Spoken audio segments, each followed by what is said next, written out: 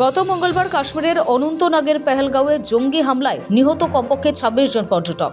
সেনাবাহিনীর পোশাকে পর্যটকদের ওপর হামলা চালায় জঙ্গিদের দল। অভিযোগ, বেছে বেছে খুন করা হয়েছে হিন্দুদের।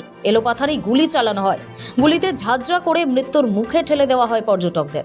হামলায় আহতও হয়েছেন বহু। জম্মু এবং কাশ্মীরের পেহেলগাঁওয়ে জঙ্গিদের হত্যা লীলার পর গোটা দেশে ক্ষোভের সঞ্চার হয়েছে। প্রত্যাঘাতের দাবি উঠেছে দেশের সর্বত্র। বুধবার সকাল থেকে দফায় দফায় বৈঠক চলেছে নয়াদিল্লিতে। কেন্দ্রীয় স্বরাষ্ট্রমন্ত্রী অমিত শাহ কাশ্মীর উপত্যকার বাস্তব চিত্র দেখে এসেছেন।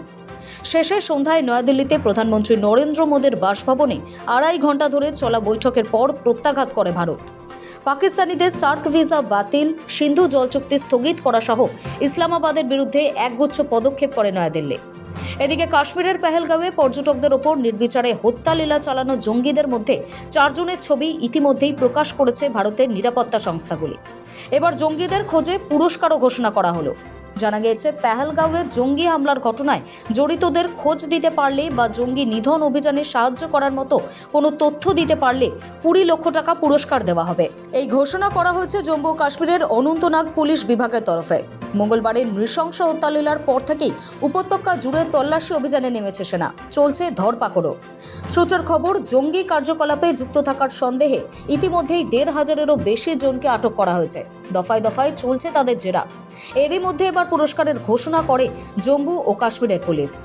এখনো পর্যন্ত যা জানা গিয়েছে তাতে অন্তত ৬ জন সন্ত্রাসবাদী এই হামলা চালায়। সবার হাতে ছিল স্বয়ংক্রিয় অস্ত্র AK-57 এবং M4 কারবাইন। অভিযোগ, পর্যটকদের আইডি কার্ড চেক করে হিন্দু পর্যটকদের আলাদা করে চিহ্নিত করে রীতিমতো বেছে বেছে গুলি চালায় তারা।